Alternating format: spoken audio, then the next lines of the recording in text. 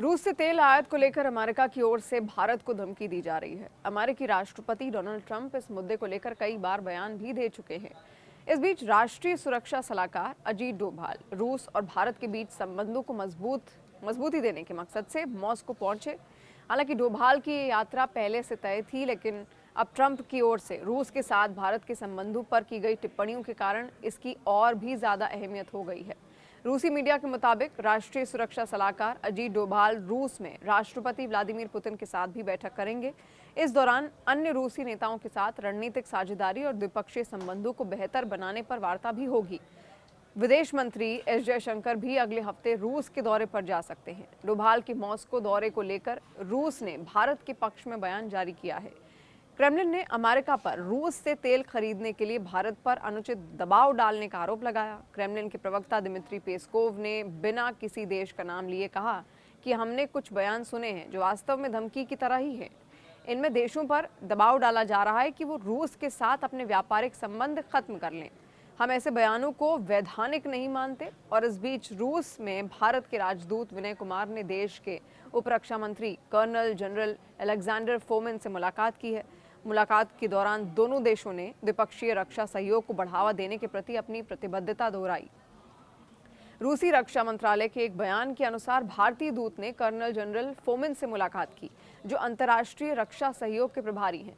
बयान में कहा गया कि बातचीत के दौरान दोनों पक्षों ने रक्षा क्षेत्र में आपसी सहयोग से जुड़े मुद्दों पर विस्तार से चर्चा की और खासकर रणनीतिक साझेदारी की भावना के तहत इस सहयोग को और अधिक मजबूत करने के अपने इरादे की पुष्टि की है।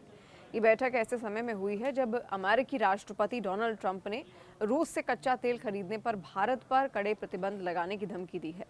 रूस की सरकारी समाचार एजेंसी TASS ने ये बताया कि बुधवार को होने वाली उच्च स्तरीय बैठक में भू राजनीतिक स्थिति में मौजूदा तनाव पर भी चर्चा होगी। इसके अलावा भारत को रूसी तेल आपूर्ति जैसे महत्वपूर्ण मुद्दे शामिल इसमें हो सकते हैं।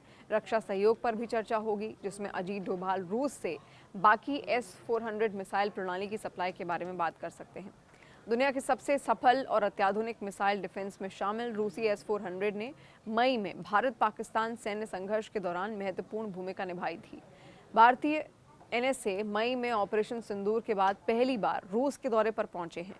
हालांकि अजीत डोभाल की यात्रा कुछ सप्ताह पहले से ही निर्धारित थी, लेकिन उम्मीद है कि वो अमेरिका के साथ ताज़ा टैरिफ तनाव और अमेरिकी धमकियों पर भी बात करेंगे ही। अमेरिकी राष्ट्रपति ट्रंप ने आरोप लगाया है कि भारत रूस से तेल खरीदकर रूसी युद्ध मशीन को ईंधन यानी कि फंडिंग दे रहा है। भारत ने अमेरिकी आलोचना को अनुचित बताया है, जब वॉशिंगटन खुद मॉस्को के साथ यूरेनियम और उर्वरक खरीद जारी रखे हुए है। इस बीच एक और हाई प्रोफाइल मॉस्को यात्रा ने दिलचस्पी बढ़ा दी है। बुधवार को जब अजीत डोभाल रूसी अधिकारियों के साथ बैठक करने वाले हैं, उसी दिन ट्रंप के विशेष दूत स्टीव विटकॉफ भी मॉस्को पहुंच चुके हैं। क्रेमलिन ने मंगलवार को उनके दौरे के बारे में जानकारी दी।